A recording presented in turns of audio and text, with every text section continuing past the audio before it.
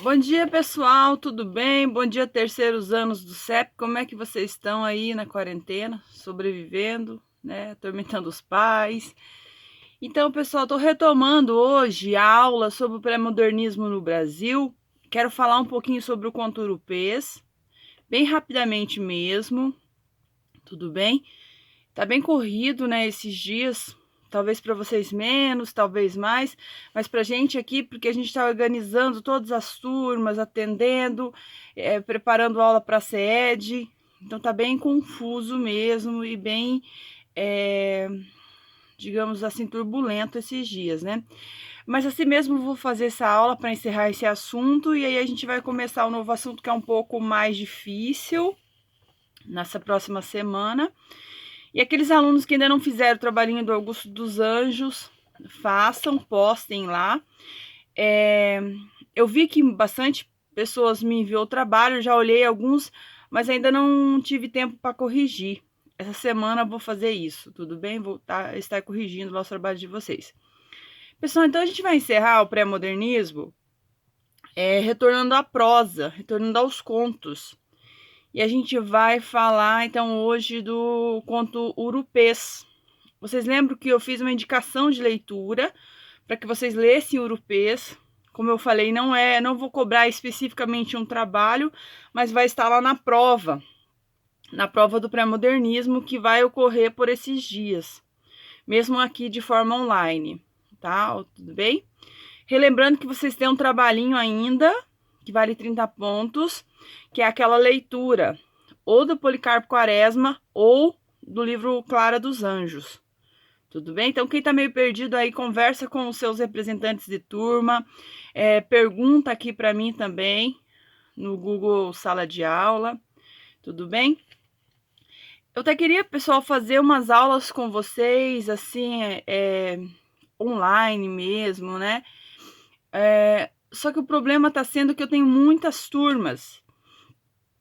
E aí, já que eu consigo gravar essa aula para disponibilizar para todas, eu acho mais fácil do que pedir para que cada turma entre num horário diferente.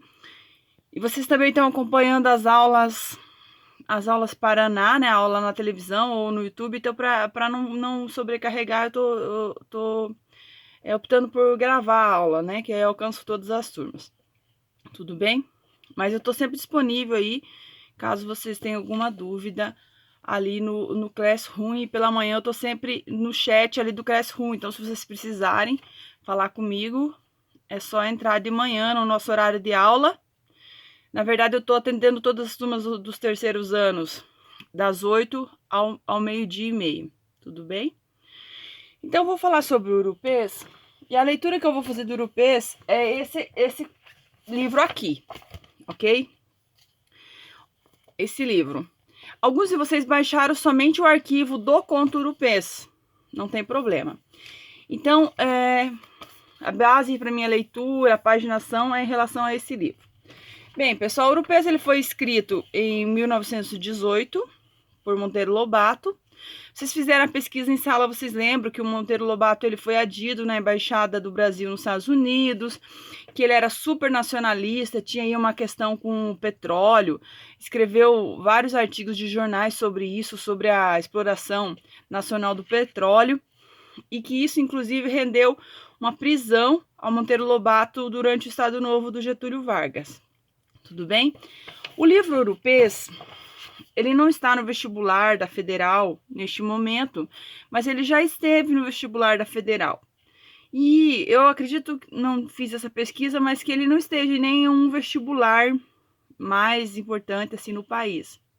No entanto, ele pode muito cair no vestibular e também no Enem. Por quê? Porque o conto Urupês, principalmente as 3 primeiras páginas, ele faz toda uma recuperação, né, da história da literatura brasileira e até mesmo da história política do país, né?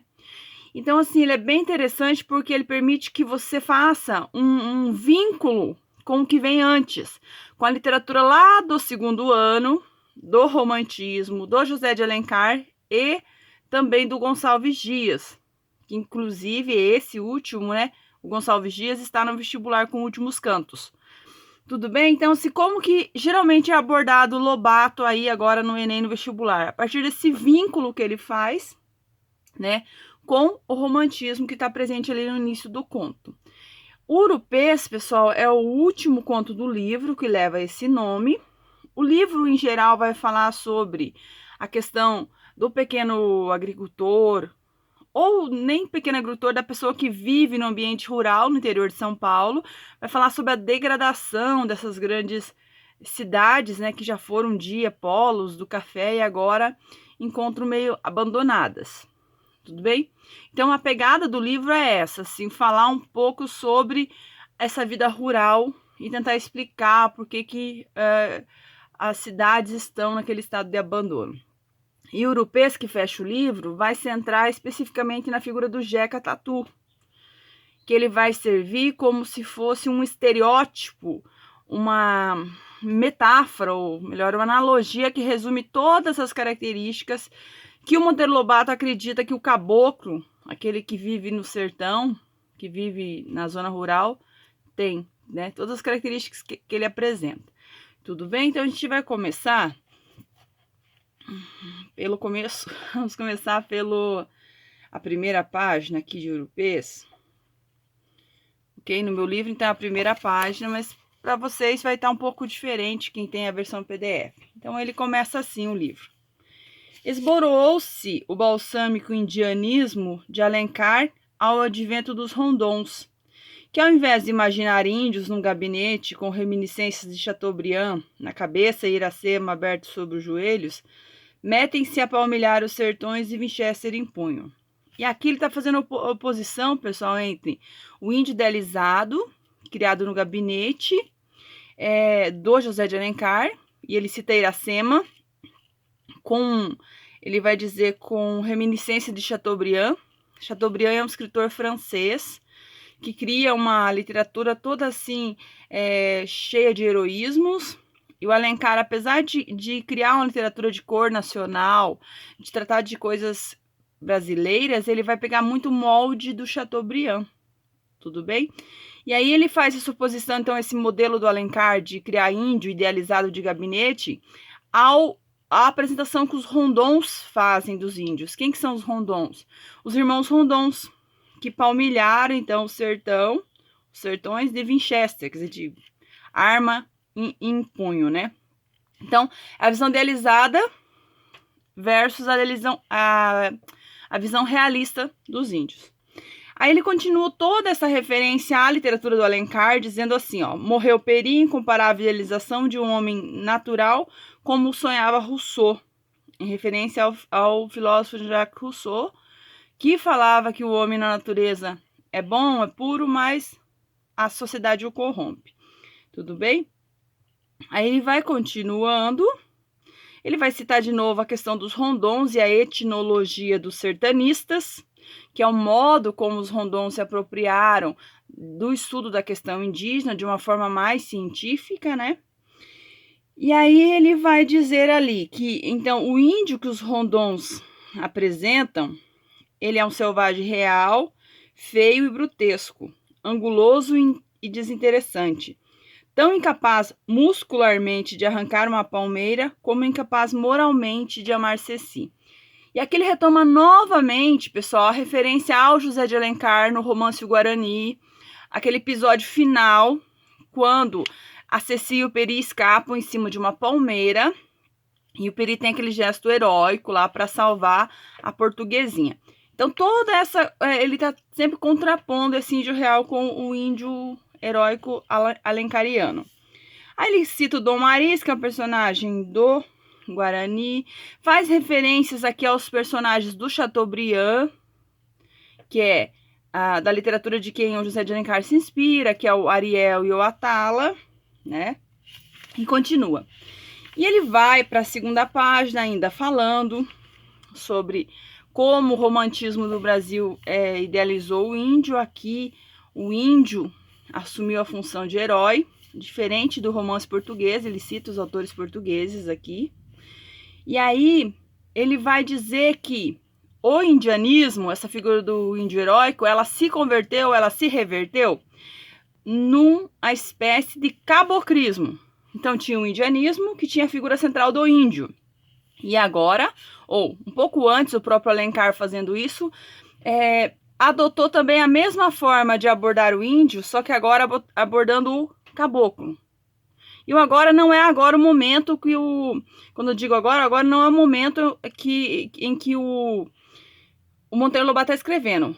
O agora é assim, antes havia o indianismo, o Alencar fazendo muito isso, depois o Alencar passa a praticar o caboclismo, que é pegar o caboclo, essa pessoa que vive na zona rural, e abordar de uma forma também idealizada.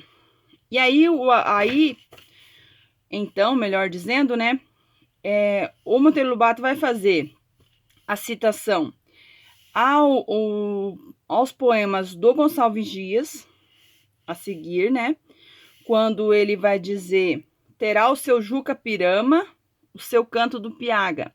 E o Juca Pirama e o Canto do Piaga, pessoal, são dois poemas muito famosos que estão lá no livro Últimos Cantos, do Gonçalves Dias, que é o indianismo na poesia e que está na lista do vestibular da Federal do Paraná. Últimos Cantos tem duas partes, uma de poemas mais gerais e uma de poemas indianistas. E é essa parte de poemas indianistas que tem, talvez, assim, a sua maior importância. Tudo bem? E aí, o Monteiro Lobato segue na reflexão e ele acaba dizendo que o caboclo, então, se tornou o Ai Jesus Nacional. Que agora todo mundo diz: tenho sangue caboclo, eu sou da raça caboclo. O que aconteceu? Passaram a idealizar o caboclo. E aí, nesse momento, ele está falando mesmo do momento que ele está vivendo ali, o comecinho do século XX. Tudo bem? E aí, continuando a leitura, ele vai fazer uma passagem que faz a retomada política do Brasil. Tudo bem? Ele vai dizer, por exemplo: quando Pedro I lança os ecos, o seu grito histórico, pelo 13 de maio, em 15 de novembro, vem Floriano. Ele faz toda a recuperação dos eventos da independência do Brasil, da libertação dos escravos, da proclamação da República e dos primeiros anos da República, aquelas revoltas que o Floriano Peixoto enfrentou. Então, ele faz uma recuperação. E isso para dizer o quê? Para dizer que o caboclo não reage a nada disso, que o caboclo é um alienado político, que muda governos, sai governo, entra governo, muda regime, e ele continua preso à sua vidinha medíocre. É isso que ele quer dizer aqui no contexto, quando ele faz essa recuperação de todos esses eventos políticos. Pouquinho antes, ele vai fazer uma declaração que, para nós hoje, com a ciência atual, soa muito preconceituosa, mas que era muito corrente naquela época. Que é quando ele diz assim, ó. Aqui na minha versão é na terceira página. Ali pela terceira página, pode ser pela terceira ou segunda página de vocês. Porque a verdade nua manda dizer que entre as raças de variado matiz, formadoras da nacionalidade, emitidas entre o estrangeiro recente e o aborígene de tabuinha no beiço, existe a vegetais cócoras, incapaz de evolução, impenetrável ao progresso, feia e sorna, nada põe de pé. Então, veja, qual que é a visão aqui de preconceito que tem? Que é a ideia de que haveria raças superiores, raças inferiores. Então, a raça superior seria o estrangeiro recente. Quem que é o estrangeiro recente que o Lobato está falando? Alemães e italianos que estavam chegando no Brasil para substituir a mão de obra escrava. E quem que é o aborígene de tabuinha no beiço? Já comentei isso com vocês, né? É o indígena das tribos mais primitivas, vou usar essa expressão que não é a expressão correta, mas das tribos mais autênticas, aquelas primeiras tribos que estavam presentes no Brasil. Então, a visão do Lobato é a visão da racialização, né, que haveria raças superiores, inferiores, e o caboclo seria o quê? Raça intermediária. E aí ele vai usar essa ideia como raça intermediária naquela ideia do homem que ainda não se levantou, não se projetou, né? E aí ele cria uma alegoria para dizer desse estado de evolução do caboclo, que ele fala que o caboclo faz tudo de cócoras, tudo é de cócoras. Ele ainda não chegou ao estágio final da evolução. Ele estaria como aqueles hominídeos, né? Ainda num período anterior à evolução total. Então, pessoal, ele descreve o Jeca a seguir, né? Jeca Tatu é um piraquara do Paraíba, tá? Se referindo à região que o Jeca vive, né? Maravilhoso epítome de carne, onde se resumem todas as características da espécie. E aqui também está mais um processo de generalização. O Jeca, esse personagem que o Lobato vai criar, vai resumir na versão dele toda a característica, tudo o que é o caboclo. E nem preciso dizer que toda a generalização feita dessa forma, sem aprofundamento, sem estudo, apenas de uma perspectiva alegórica, engraçada e preconceituosa, não tem um fundo de verdade, né? Ou não tem uma validade, digamos assim, científica. O caboclo não é isso. Não tem como resumir toda a perspectiva do homem rural na figura imaginária e na figura estereotipada do Jeca Tatu. E aí ele vai descrever o Jeca Tatu, que eu acho agora a parte mais interessante do texto. Porque o começo do texto do Lobato é essa coisa ensaística, falando da relação com a literatura, a perspectiva do índio idealizado, depois falando dos períodos políticos, dos regimes que existiram no Brasil. E aí, quando ele diz, vou resumir no Jeca Tatu tudo que eu acho que é o caboclo, aí o conto ganha uma coisa mais engraçada e ganha também uma perspectiva agora mais literária mesmo, né? Então ele vai apontar que o Jeca, como que o Jeca vai ser descrito. Ele tem 3 perspectivas, ele vai dizer Jeca mercador, Jeca lavrador, Jeca filósofo. São 3 Jecas que ele vai abordar então, mercador, lavrador e filósofo. E ele vai fazer já, antes de apresentar esse Jeca, a perspectiva dele, que ele vai dizer, pobre Jeca Tatu, como és bonito no romance e feio na realidade. Então, o que ele está dizendo? Ele diz, olha, o meu Jeca Tatu não é o Jeca, não é o caboclo perfeito da literatura, é um Jeca feio. Ele diz, isso é a realidade. A questão é, será que é mesmo, né? E aí ele começa, como que é o Jeca mercador? Jeca mercador é aquele que tira da roça, melhor nem é da roça, né? Que tira da natureza as coisas para levar para vender na feirinha. E ele só tira o que a natureza dá de graça. Ele não planta, ele não tem criação, ele apenas estica a mão do mato e tira aquilo que a natureza dá de graça e vai vender na feira. Pinhão, orquídea, jataí, ele vai enumerando. E ele fala que ali, de certa forma, resume já um pouco da filosofia do Jeca, que né, o Jeca, ele vai dizer que ele que o seu grande cuidado é espremer todas as consequências da lei do menor esforço. Veja, isso aqui já tem uma perspectiva filosófica. O Jeca, ele entabula que para que eu vou plantar, para que eu vou fazer isso, se isso aqui tem de graça eu posso tirar. Então aí já tá uma parte do Jeca filósofo. Mas então, o Jeca, ele espreme todas as consequências da lei do menor esforço. E nisso ele vai longe. Quer dizer, ele é bom em ser preguiçoso e em ter esse pensamento preguiçoso, é o que o Lobato diz. E aí aqui tem uma parte bem interessante, que é dessa parte já da filosofia do Jeca, que é usada ali, criada uma alegoria, digamos assim, para explicar a preguiça do Jeca, para explicar esse modo de ser, para explicar essa origem da preguiça e a continuação da preguiça, que é o banquinho de 3 pernas. Ele fala que na casa do Jeca tem um banquinho de 3 pernas.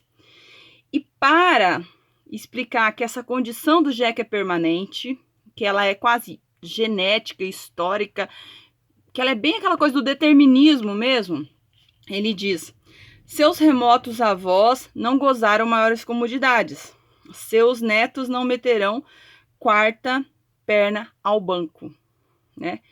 Para que vive-se bem sem isso? Então, essa é a filosofia do Jeca, né? Que ele vai falar o Jeca filósofo, né? Então, e o Jeca lavrador, que ficou no meio? Porque tem uma ordem, né? Jeca mercador, Jeca lavrador, Jeca filósofo. Faltou o Jeca lavrador. O Jeca lavrador também não planta nada. A casa dele, o Lobato diz que é um terreninho descalvado. Calvado, né? Tem nada em cima ali, né? Por quê? Porque o Jeca filósofo explica por que o Jeca lavrador não faz nada disso. Ele diz, porque a criação come, porque a terra não é minha, porque não sei, porque ele tem várias justificativas. Então, esse é o Jeca. E nessas três perspectivas, o pensamento do Jeca, a atitude dele como lavrador, a atitude como mercador, segundo o Monteiro, resumiriam essa preguiça, essa perniciosidade que acomete o caboclo e que não permite que ele tenha evolução. No conto, tem uma relação entre o Jeca e o amigo do Jeca. Um lavrador ali que vive na região, que tem terras próprias e parece ser um pouco mais evoluído que o Jeca. Se preocupa mais com questões políticas, mas não é bem assim. Parece. Então, leiam, quem não leu o texto, leiam e preste atenção naquela oposição entre o Jeca e o outro lavrador que aparece no texto. Para vocês verem, será que o Lobato está elogiando o outro? Será que o Jeca deveria ser como um amigo? Mas será que o Jeca não é politizado? A gente sabe que não é. Mas e o amigo? Será que o amigo é politizado? Então fica essa tarefinha aí de leitura para vocês entenderem que o preconceito do Lobato não é só contra o Jeca, mas leiam um conto para que vocês saibam o que eu estou falando melhor. E aí, pessoal, o Lobato continua explicando, né, vai falar essa questão política, né, repetindo novamente que o Jeca nem sabe quem está governando o país, que ele acha que é o imperador ainda. E aí, finalizando, o Lobato fala da ausência de uma cultura do caboclo. Ele fala que o caboclo é pior que as tribos aborígenes lá do começo da civilização, porque ele é incapaz de articular de uma forma artística. E aí ele cita a modinha para dizer a modinha, que é um tipo de música popular, que vocês veem bastante no Clara dos Anjos, e vê também uma menção a ela no Policarpo Quaresma, que é uma música popular, e fala, mas a modinha, o caboclo gosta de modinha, de tocar, né? No entanto, o Lobato diz, ok, mas a modinha não é criação cabocla, é do mulato, é do sangue negro. Então, para o Monteiro Lobato, o Jeca resume toda essa falência de complexidade de pensar, falência de iniciativa, ok? E aí, então, a gente finaliza quando ele vai descrever o Jeca e tem a relação com o título do livro. Ele fala, o caboclo é o sombrio urupê de pau podre a modorrar silencioso no recesso das grotas. O que é o urupê de pau podre? É um tipo de fungo. Eles chamam de orelha de pau. É um fungo que dá nas árvores que estão apodrecendo. Por quê? Qual que é a utilidade desse fungo ali? O Jeca é isso, é uma espécie que vive a vegetar nesse ambiente rural, mas que não faz nada para evoluir, não faz nada para melhorar a sua condição. É um urupê de pau podre. Então, a referência ao título do livro e do conto urupês. Tudo bem, pessoal? Pessoal, fiz uma pequena leitura aqui com as partes que eu julguei ser mais importantes. Vocês podem ler e achar outras coisas interessantes. É um conto, como eu falei, muito importante porque faz recuperação dos aspectos do indianismo. Eu quero só finalizar dizendo uma coisa, né? O Lobato acusa o Alencar de criar um índio de gabinete, idealizado, positivado, russoniano, né, do Rousseau. No entanto, o que o Lobato faz, na minha perspectiva, agora eu analisando uma perspectiva pessoal, a partir das minhas leituras de crítica literária, eu acredito que o que o Lobato faz? A mesma coisa que o Alencar. Ele também cria um caboclo de gabinete, por uma perspectiva literária dele, do que ele acha que é o caboclo. No entanto, ele cria isso se atentando ou apresentando os aspectos negativos.